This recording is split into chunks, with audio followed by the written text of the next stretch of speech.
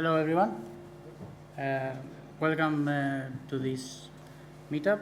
I'm Marios. Today we're having with us Robin talking about neural probabilistic logic programming. It will be about 40 minutes and there will be some questions. After that we'll have a short break and return for our second talk. So, floor to yours. Great. Well, I'd like to thank the organizers for inviting me. So I'm going to talk about DeepProbLog, but also like more general, like surrounding NISI field. So this was a work published last year at NeurIPS. So with my co-authors Sebastian de Mancic, Angelika Kimmich, Thomas de Meester, and my advisor Luc De Raedt. So I'm a PhD student at the DTAI lab. So really just to give an overview, like what are we working with? Like, say, well, we want to make a self-driving car, so it's a bit ambitious, but let's go with the example. And then you have like two important things. Not only you have to, well, basically see where you are and what's around you, so some form of perception, but also you need to go like, well, how should I drive? So we have, on the one hand, some form of subsymbolic perception, and then you also have to reason, but not just reason, we have reason with background knowledge, namely, how should I drive given the fact that I have to stop in front of a red light and that I have to obey the speed limit? Now it actually gets harder than that, of course. Well, first of all, like the left side we can solve by deep learning quite well right now. I mean, deep learning has done amazing advances in the past decade. And something on the right hand side, we would ideally want to have some kind of logic in there, something that's provably correct. So we actually know that if we see a red light in front of us that we are going to stop. Now, of course, it gets a bit harder because we have to reason with knowledge under uncertainty. So our vision system might have some uncertainties in there, like I'm not really sure that it's a red light that I'm seeing. Maybe there's like wrong lighting in there or something. And then also like the car that we see over there, like is it going to go straight or is it going to turn right? We don't really know, so we have to reason about this uncertainty. So again, so we have deep learning on one side. And then we might have something like a probabilistic logic instead, because we have to reason about this uncertainty. And of course, you can't really have a ML talk without mentioning this book. So this is kind of what Daniel Kahneman talks about, thinking fast or slow. So the system one would then be the deep learning, and the system two would be the logic aspect of things. Now, this integration of perception and reasoning is very much still an open problem. And in the current state of the art, there's the main idea is that you inject this logic into the neural network. And there's like several ways to do this. So in big lines, we think that, so on one hand, you can have like encode the logic into the weights of the neural network. That means like you learn embeddings for your logical constants, or you use logical constraints as a regularizer during training. You might also have something where you actually template the neural network. So you construct a neural network based on something like a backwards proving procedure or a functional program. Or another idea is that you use a differentiable neural computer or like a differentiable program interpreter to have a differentiable way to execute like a program. So there's a lot of research in this. So this is by no means exhaustive, but these are like, in our opinion, quite interesting works. So to like exemplify each of these three main views, like here's one for the first one, so a semantic loss function for deep learning with symbolic knowledge, like Su et al. And what they do there, so they have a normal neural network. So you have a CNN, you give it an input image, it has an output distribution. And then you have both your normal loss, for example, a cross-entropy loss, but then they have also something that they call the semantic loss, which is basically a loss that sees how much does the output of the neural network deviate from certain logical constraints that we give it. And that's included in the training to make sure that the neural network adheres to these logical constraints. So what does that give them? So they had an experiment, for example, this is just one of their experiments, where they had a neural network try to output the shortest path in a grid world with some missing edges. And then they just compared a normal 5-layer MLP and then versus semantic loss. So not only did the 5-layer MLP like only give the correct shortest path in about just 6% of the cases, actually in 86% of the cases it didn't output a path at all. So it means that the edges were not connected in a path. And if they had the semantic loss where they had the constraint that the output should be a valid path, then not only does it give like the correct answer in about 29% of cases, there are like about the remaining like of the what's not classified correctly, like they had 70% that actually adheres to the constraint. An idea of like the second stream is so the templating is where, for example, the end-to-end differentiable proving, or that's a neural theorem prover. And that's basically what you see here is you have the backwards proving procedure of ProbLog, and they use that to actually construct a neural network that will then do like soft unification on the terms and then learn embeddings basically for these logical entities. So that's also somewhat in the first stream. And then they collect all of these different ways of proving into max pooling to come to like a conclusion. And then an example of the third kind, so a differentiable interpreter, is here like the programming with the differentiable fourth interpreter, where they allowed you to specify incomplete fourth sketches. So fourth is this stack-based language. And this is, for example, like an implementation of bubble sort. And the first case is in green is what you would actually want to implement if you're writing bubble sort.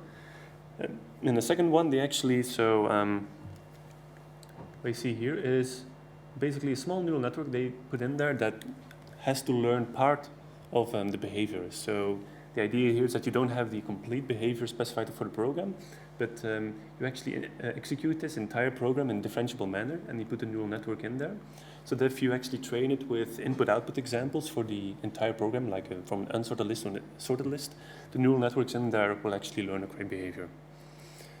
So if we have all of this already, so why do we need DeepProbLog? Well, we have a few concerns with the state of the art, basically. In some cases, they, because they want to put this logic into the neural network, they have to make it less expressive to fit it into the neural network. And sometimes that also leads to them changing the semantics of their logic, just because it works better empirically. But then they change it, and then you might actually have questions like, what exactly are we calculating with this logic now? So you might end up with an unclear semantics. Or sometimes, so the logic is then pushed into the neural network during training, and afterwards, all of it is gone. So you just end up with a neural network, and you kind of have to hope that the logic is in there. So if you trained your neural network to stop in front of a red light, and then you start driving, you better hope that he actually learned what it's supposed to learn, and there's no actual, the logic itself is gone, in a sense. So with DeepProbLog, we actually want to retain the full expressivity for our logic, and then we actually still have our original probabilistic logic with like a well-defined semantics. And we still want to keep this distinction between the logic and the neural network. So we want to integrate them, but we still want to have a part that is fully logical and the neural network actually separately from that. So DeepProbLog. So let me start with like the simple explanation. And because it's based on like an extension of ProLog, I'm quickly going to cover the syntax. So in ProLog, we have some terms, and if they're constants, then we start with a lowercase. Variables start with an uppercase, and we can also have like structured terms where you have like a functor and then a number of terms inside of it. And then all of ProLog is basically, if you just consider the logical part, rules and facts. So facts are things that are deterministically true, and then you can use the rules to basically derive more things that are true in this world. So, for example, here you know that Bob is the parent of Charlie, and a grandparent is someone who is a parent of someone else. So, at our lab, we've been like ProbLog has like been a project of my advisor for like more than 10 years now. So what is it? It's like a probabilistic extension of ProbLog, making it a like probabilistic logic programming language.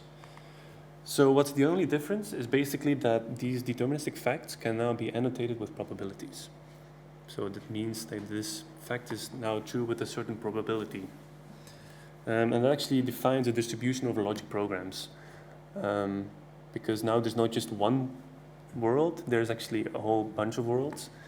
And then there's that's basically defines a probability distribution over these. And then you can actually query for the probability of a certain atom being true in this logic program.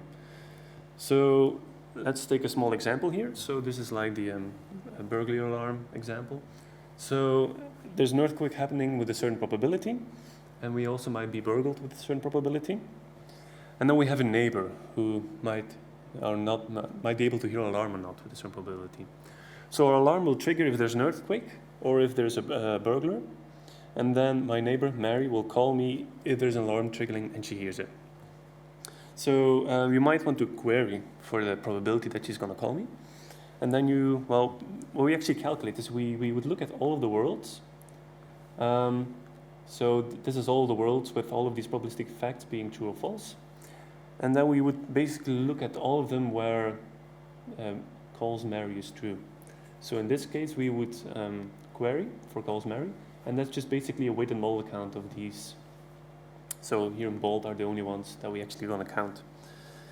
Now that's of course not how we do it in ProbLog. We compile it into a structure that allows for like tractable inference, because this, well, that's just tabulating everything that's pretty exponential. It actually gets turned into like a network like this, where so these are ors and ands, but actually if you replace them with addition and multiplication, we can do like a bottom-up evaluation and just calculate it all. And it's also important to note that this not earthquake is also taken into account, so that we don't actually count the overlap between burglary and network. So this is actually what we call knowledge compilation. And that's a form in then which we can just do it in polytime. So then what is DeepProbLog? Well, so DeepProbLog is just ProbLog plus neural predicates. So just one thing is needed to extend it. So what exactly is this neural predicate? So the neural predicate represents the neural network in a logic program, meaning that, well, they have a certain relation between the input and the output, and the neural predicate is actually going to capture that. So let's take the easy example where we have, for example, an MNIST classifier, and we give it this example. Now it might produce, if it's reasonably trained, output distribution like that. And you see there's like inherent uncertainty in this, because, well, is it a 1 or is it a 7? Kind of looks like both. So it's quite normal that the neural network also is going to have doubts. So if you wouldn't have this probabilistic aspect, you would just maybe take the most likely class. But here we really want to retain this probabilistic information because it tells us more. So yeah, we have this uncertainty in the predictions, and we interpret this normalized output as probabilities. Now you could argue, of course, if these really are probabilities, because then you would have to say, well, you would have to do some calibration of your network, but that's like, we don't consider that for now. So that's how we kind of encode it. So this is that same construct as before, like the probabilistic fact. But now instead of just having a defined probability, we say that this probability basically is the output of having a certain neural network that we defined outside of the code itself, like in a PyTorch framework or something like that. We say, okay, we have the input x, and it's we have an output variable y with a certain domain, for example, the numbers 0 until 9. And if we then actually evaluate it, this neural network will be instantiated by evaluating it on a certain input, it might turn into something like this. So that's basically that same probability distribution as before. And so these semicolons just indicate that all of these terms are mutually exclusive. So exactly one of them is true. And the number cannot be 1 and 7 at the same time, basically. So that actually gives us something nice, because, well, our perception is still just handled by the neural network. And reasoning, the probabilistic reasoning, happens within ProbLog. So, well, we still have I wouldn't call it a separation, but there's a distinction between the two components. And this the neural predicate is just a bridge between the two, passing the probabilistic information from one to the other side. Now, probabilistic logic programming, like a lot of the research in there is usually about like inference setting, like how can we calculate a correct answer quickly or an approximate answer even quicker. And of course, here we kind of focus on optimization because we have neural networks that we would like to train, basically. So then we just have like a set of examples, QP, where Q is a query in our logic program and P is its desired success probability. And then we just try to optimize the average loss for all of our examples. So let me exemplify this. So what if we, instead of taking the well-known MNIST classification task, where you have a single image and then you classify it as a digit, we instead do a single step of reasoning that you want. So we paired them up, and then we threw away the individual labels and instead labeled each pair with their sum. So we would have one example, 3 and 5, that's those two images will be labeled with A. So what we say is that the benefit of DeepProbLog here would be that we can encode the addition in logic because we know how to do an addition. And we can actually separate the addition from this digit classification so that the neural network only has to do digit classification and does not have to learn the addition. So that basically gives us a simple two-line program. So the first line is that same neural predicate as before, just introducing this MNIST classifier into the program. And then we have this one rule that says, well, the addition of x, y, and z means that we classify the first image x becomes number 1, do the same for the second image y, number 2, and then we say, well, z is just the sum of both. And we give it a bunch of queries like this, meaning that these two images should sum to 8. What we can actually show that is that we have faster convergence than a CNN baseline. And what this baseline was just very simply, you could also consider this as just like another classification task into just 19 different sums. And we just give the two images as an input, and they have like shared convolutional layers, and they just classify it from 0 until 18. We show that we converge fast because it doesn't have to learn the addition. And at the end, the neural network that we have trained inside of the DeepProbLog program can actually classify single digits. So it's never seen a label for a single digit, but because of the way it's trained, and it only has to do the digit recognition, it actually can recognize single digits. And of course, then we can use this network in a different problem, like maybe generalize it to adding multi-digit numbers. So of course, the original CNN baseline has no way of generalizing to this. Well, we just have to basically change our logic a bit, that it can actually go over a list of images and then add these up. So the neural network would actually just generalize to that. So maybe some more details on like how it actually works. So answering a query in ProbLog, so the original language, happens in 4 steps. So we have like a small program here at the bottom. So the first step we have to do is grounding the program with respect to the query, which means that, okay, we're going to ask a certain query. So we're going to ask for the query some heads. And then we need to basically get rid of all of these variables and only keep the relevant part of the program as well. So some heads is true if any of the heads is true. So this underscore means it's just like a don't care, like any is good. And then we actually say, okay, we have to gather all of the proofs in a sense. So we know some heads is true if heads of coin 1 is true, and the same for coin 2 and coin 3. And well, it actually already simplified it a bit. So there is a certain chance that heads is true if there is a coin. So for all of these, we have a 60% chance that heads will come up. So that's like a biased coin in a sense. Now, this is actually something that you can just rewrite into a logical formula using something like a Clark's completion, for example. So sum of heads is equivalent with heads of C1 or heads of C2 or heads of C3. Now, of course, we have to do a weighted model count on this, and that's hard to do it in this shape because you have to do this joining, basically. You can't just sum all these probabilities. So that's the compilation, the knowledge compilation into this arithmetic circuit, right? So we have to take the negatives of heads 1 and heads 2 as well to basically make sure that if we add up this probability, we don't double count certain rules, basically. And once that's done, so this is a pretty hard step because like it's known that this probabilistic inference is sharply complete, and that's a hard problem. So at a certain point, you'll have to get through this complexity barrier, and that happens during the compilation step. And the idea is that you only do this expensive step once, and then you can do like a lot of cheap inference steps. Because all that's needed left is so we label our leaves, namely 60% for everything that's true, and then negation is 1 minus that probability, of course.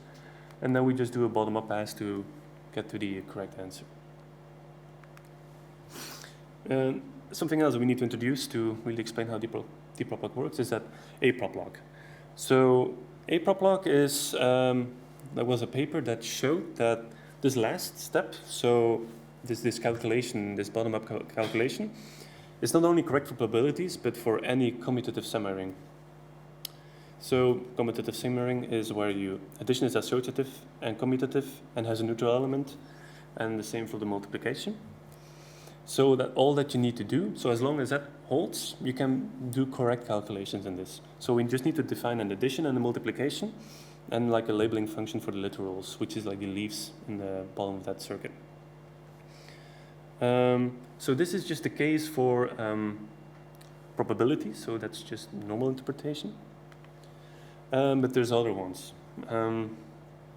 So if we want to implement DeepProbLog, well, there's two important things. Not only do we have to evaluate the neural networks, of course, to instantiate the neural predicate, but this happens during the grounding phase, and we already had like support for that, so that was not an issue. But interestingly enough, like because you have to perform backpropagation in neural networks, like we don't have a direct loss for every neural network because the loss is only defined on the level of the logic program. So we kind of have to derive a gradient for these neural networks inside the logic.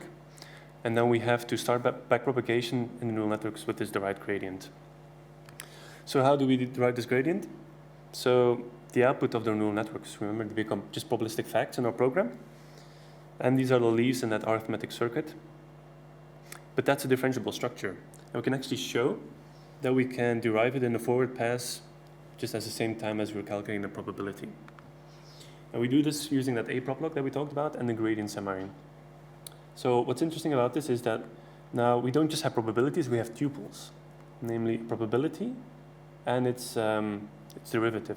And then you can just show that, well, that's it, like a summation is just a summation, and then multiplication is, like in the second part, is just a product rule, and use this as like a labeling function. You can just do derivation, like a gradient derivation in the forward pass as well. To show how this kind of works, what if we have that same burglary network as before, but now we say like, okay, we want to kind of learn the probabilities that there might be an earthquake or burglary. Then we just have the same network as before, but we have a second element at the bottom, which is like a vector, that is the gradient. So burglary is like the second parameter, so it's grading this one with respect to its like parameter, and then for the earthquake it's the other element, and for the not earthquake it's -1. And then we just do the bottom up as we've shown before with the gradient summary, and at the bottom we get like the probability and actually the partial derivative of that probability with respect to these two parameters. And you can actually just give this gradient to the neural network to start backpropagation. So the full pipeline looks like this. So we start with the program and the query. We do the grounding where we evaluate our neural networks. Then we have just the same steps as before, grounding it, rewriting it, and compiling it. But now we have a probability and its gradient. We get it through the loss, so now we have a loss and a gradient of a loss, and that's then used to both update the neural networks in there, and also maybe any parameters that we want to learn.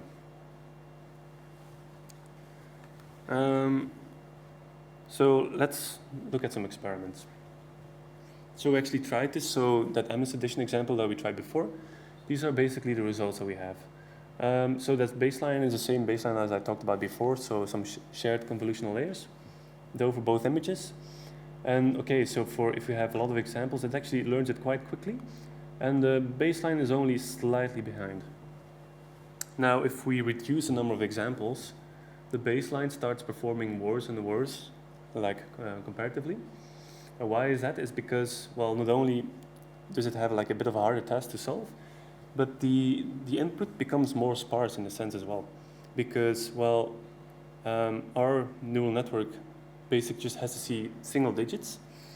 So if it sees a 0 and a 9, it's got like 2 examples. Well, this neural network basically a 0 and a 9, and that same 9 and a 0, that's like 2 different examples for it. So it hasn't learned, for example, that you can just swap these two.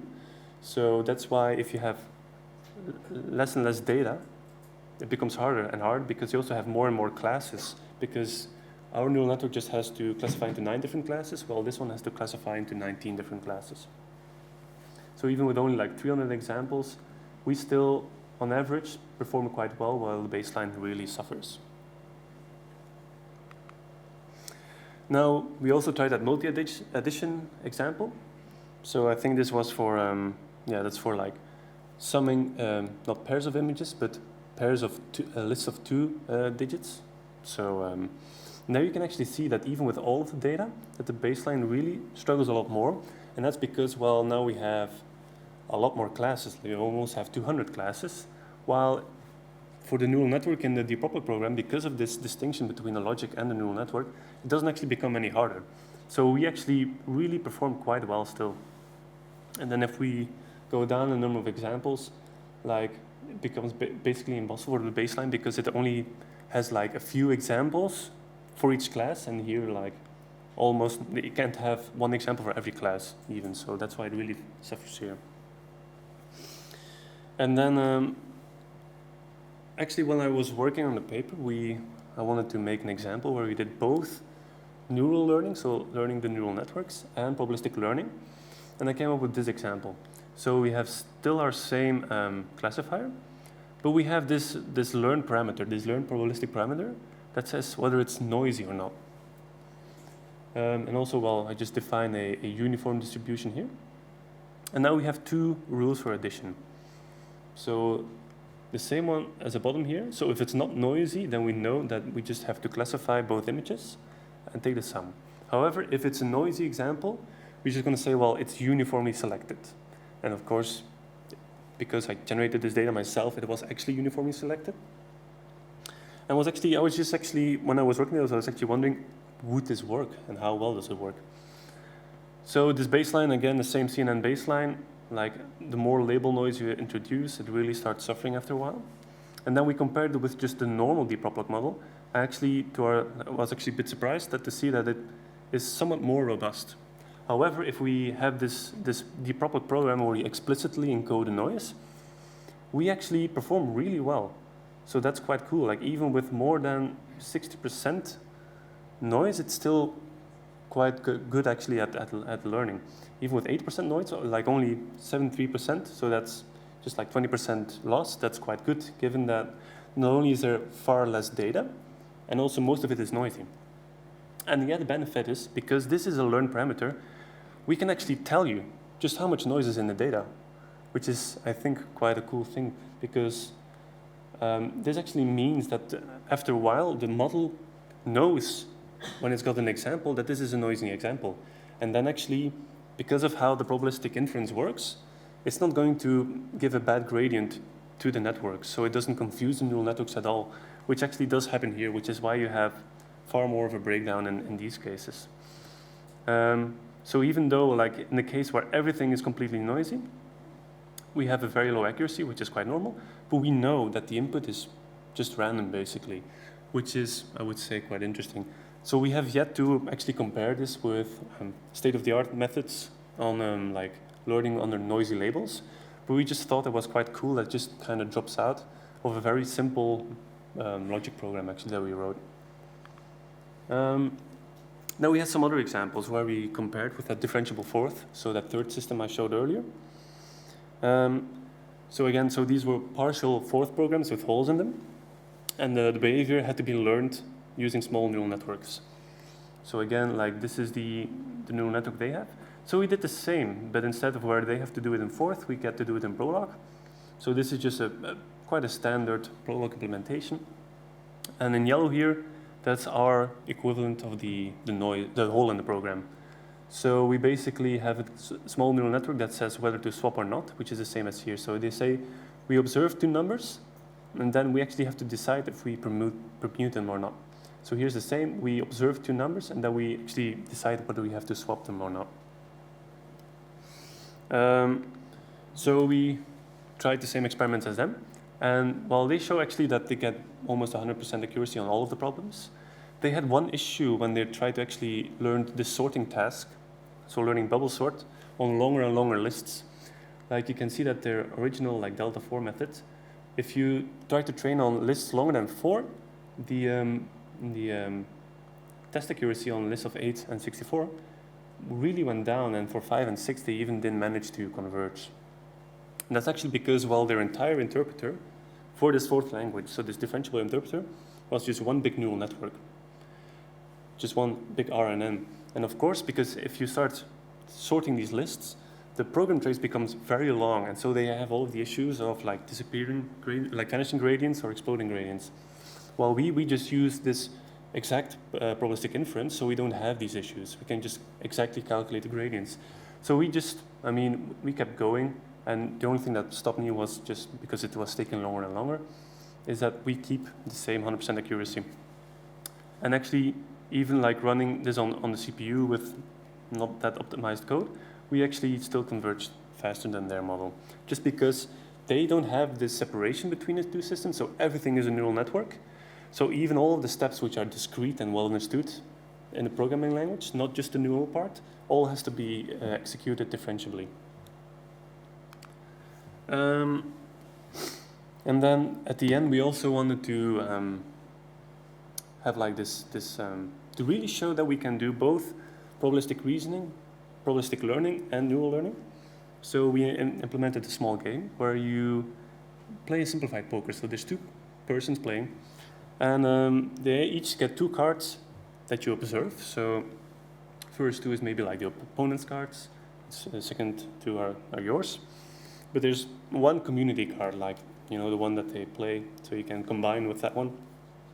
That's actually unobserved. So that's not part of the input data. So you have to reason about what is this card.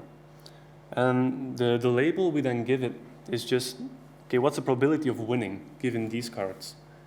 So at the start, the neural network that has to classify these, so these are actually images, is completely untrained. So it's just complete noise to it probably, and we only have a very weak signal, namely what's the probability of winning here.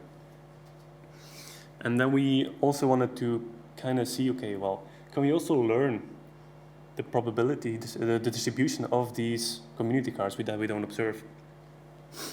And we trained it, and we showed that this actually works quite well. So not only is it able to classify all of these cards correctly at the end, we also know the cards that we haven't observed, like from what distribution they were drawn.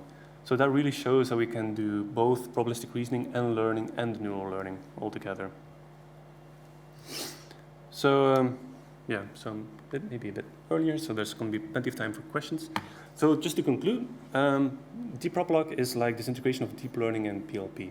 And it sits in this wider field of the neurosymbolic integration, which is very interesting and really booming a lot. And we kind of want to show that this probabilistic logic is really maybe the way to go forward. So you could make your logic differentiable by just making like it fuzzy, and you have like these confidence scores that are real probabilities. But we really believe that probabilities are the way to go. And we also think that because the way that we integrated it, we still have our original language, but we have clear semantics. And we really believe that actually also is quite important that you know when we get an output of this program, what does this number mean? So as I said, this was actually previously published at NeurIPS 2018. So that's a shorter 8-page paper. We also worked on a longer version of the paper, which is now on archive, which is called Probabilistic Logic Programming. There's a cool QR code there if you want to check it out. Code is also available, but here's a small disclaimer, like this is quite old code. I've been working on newer stuff that's going to be hopefully online soon, so if you want to try it out, you can actually check it out. And you can always contact me as well, so you just send me a mail, I'll always be happy to reply. And maybe also to tell you like what are the limitations of the software as it is right now. So on the one hand, because we're doing exact inference and that's quite hard, it doesn't really scale well to larger problems or larger data sets, so that's something that we are working on right now. And also, there's only just one limitation that we have to have, is that our neural networks that you use have to be classifiers, so they have to be something that just has a probability distribution at the output. So no regression or anything like that, but I think that most neural networks fall into this category. And we also we only do like discrete stuff, so we don't work with continuous random variables or anything like that. But if you think that that's okay for you, then you're always welcome to try. So I'll be happy to take any questions that you have. Thank you.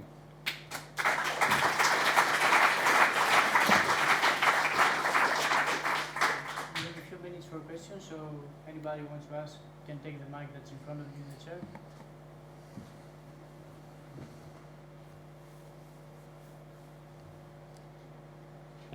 Hi, can you hear? So when you were drawing the sort of graphs, it was all and/or statements. Yeah, those arithmetic circuits. Yeah. How would you, or is it possible to include sort of conditional logic? So probability of A given B is a necessarily probability of A times B? So you can do like, that's like doing inference with evidence, like given that. You can do that, and how we do that is we evaluate two of these. So let's say Q is your query and E is your evidence. So we basically want to have the probability of Q given E. We would just conjoin Q and E and evaluate that and divide it by just the probability of our evidence. So we can just split this up into evaluating two of these arithmetic circuits. And also the nice property about these arithmetic circuits, we use SDDs, potential decision diagrams, and they have the very nice property that the conjunction of the two can also happen in polytime. So we can do that. However, in the case of optimization, like if you optimize conditional probabilities, that's not really, you could really ask yourself, what exactly are you optimizing if you optimize this probability given that? So that's not something you might want to do. But of course, if you're just doing pure inference and you have trained neural networks, you could do that.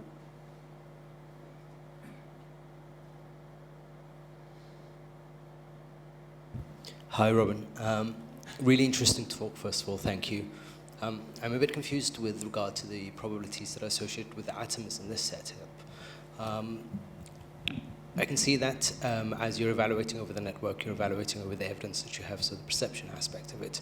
But what about the probability you attach to that atom? So does that get updated at some point in time? So I had a bit of trouble understanding your question, sorry. The probability associated with the atom, so here, 0.2%. How do we update that, and how do we reason as to whether that is correct? You mean, so these probabilities, you mean, that come out of the neural network? So, I mean, that's just the output of a neural network, and when the next time you see the example, so we treat it like a neural network, right? So we go over the data several times, several epochs. I mean, this changes the next time you evaluate a neural network. I don't know if that's an answer to your question, or? It is, and I was wondering, can that be also associated with the rules as well as the atoms?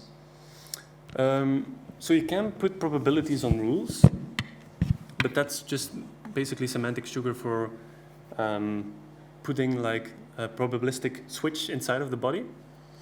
And actually, we did some experiments where we have several rules, and we say like we don't really know which rule should fire right now. And that's kind of like what we did with the program induction, right? Over here. You could say that, okay, now it's been split up. You could maybe say that, well, these are two different rules, and this probability basically acts as a probabilistic switch between those two rules. So in that case, you could have like a rule being fired by a neural network, yes or no. Does that answer your question? Okay.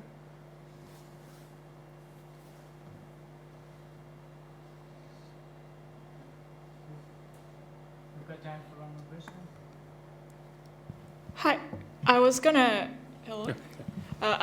ask, because you mentioned that in some cases it performs better than CNN networks and had faster convergence. So I wonder, in what cases does it actually perform worse than traditional like CNN or RNN networks? Or is there any sort of examples? So we do sometimes run into examples where you've specified your logic program and you're trying to train your neural networks. But what we've seen is that the addition of the logic actually adds more like suboptimal solutions, so more like local optima. And in some cases, I guess it could lead, if you're really stuck in one of those local optima, the logic doesn't really want to escape this. So you might actually be better off sometimes with a neural network, who might find also a pretty decent solution. And I mean, there's way more research into neural networks avoiding local optima, so that's maybe a case where a CNN might have an edge. Thank you very much. Mm-hmm.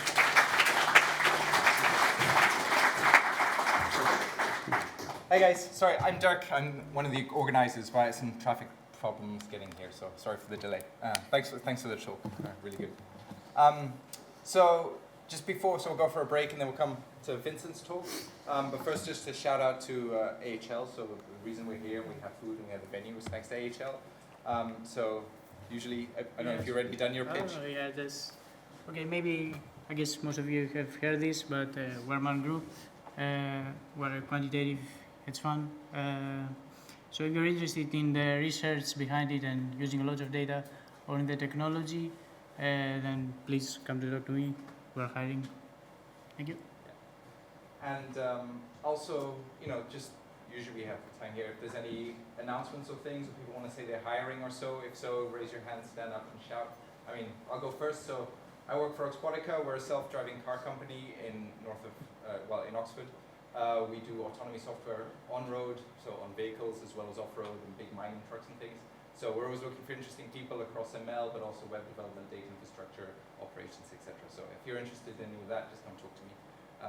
Otherwise, if anybody else wants to stand up, then please do. Yeah, go ahead, grab the mic.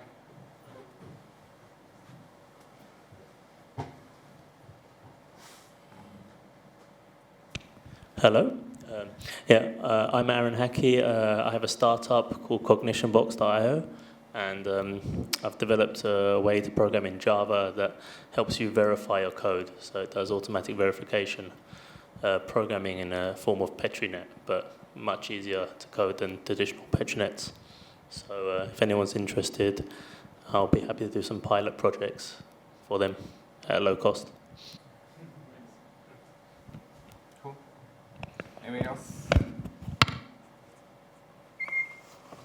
No? Okay, let's go grab a beer. Thank you.